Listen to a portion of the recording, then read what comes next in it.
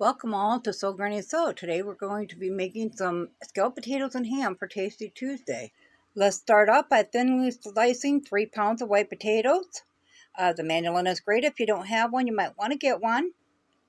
We'll of course need a large frying pan. We'll turn that heat on to medium and we'll start with a 1/3 cup butter. We'll dice up a small onion and we'll get that started with the cooking.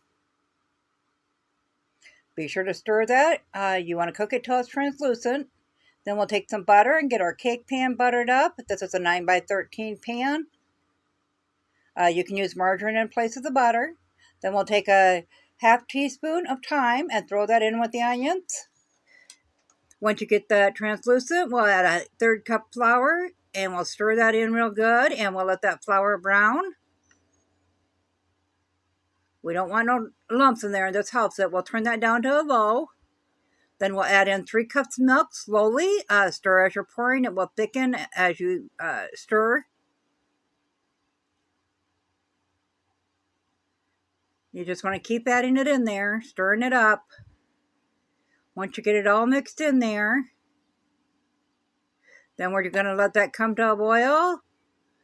We'll turn that back up to a medium. We'll preheat our oven to 350 degrees. It does take a bit for that to come to a boil, so just stir it on occasion so it doesn't get thick on the bottom. What it doesn't show here is I did add in a 1/2 cup of chicken bouillon to this right after I stirred in the milk. Then we'll just add in some salt and pepper to taste.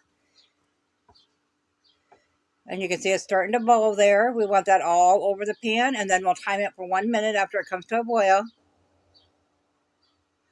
So you can see the bubbles all over. So we'll go ahead and we'll start timing that.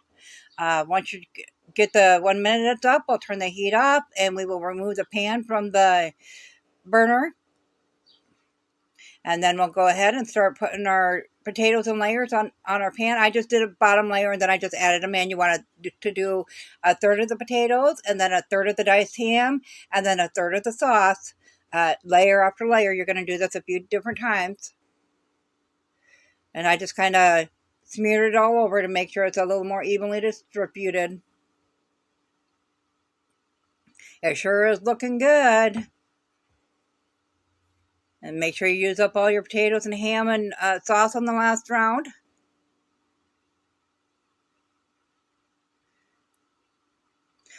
And I spread it nice and even. That way when it cooks and it goes down. So it calls for 1 cup of sharp cheddar. We were out of shredded cheese, so I just used some white cheddar powder we had on hand. And you'll see me add a little bit of dollars of butter on there just for the powder itself.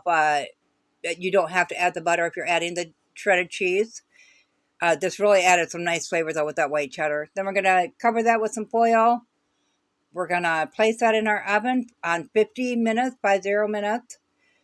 And when that's done, we'll remove the foil, and then we will let that cook for another 25 minutes.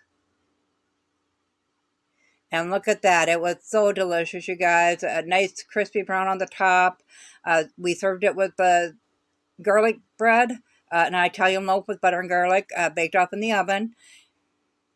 So if you haven't tried this yet, this is a great way to use ingredients most people already have in their home.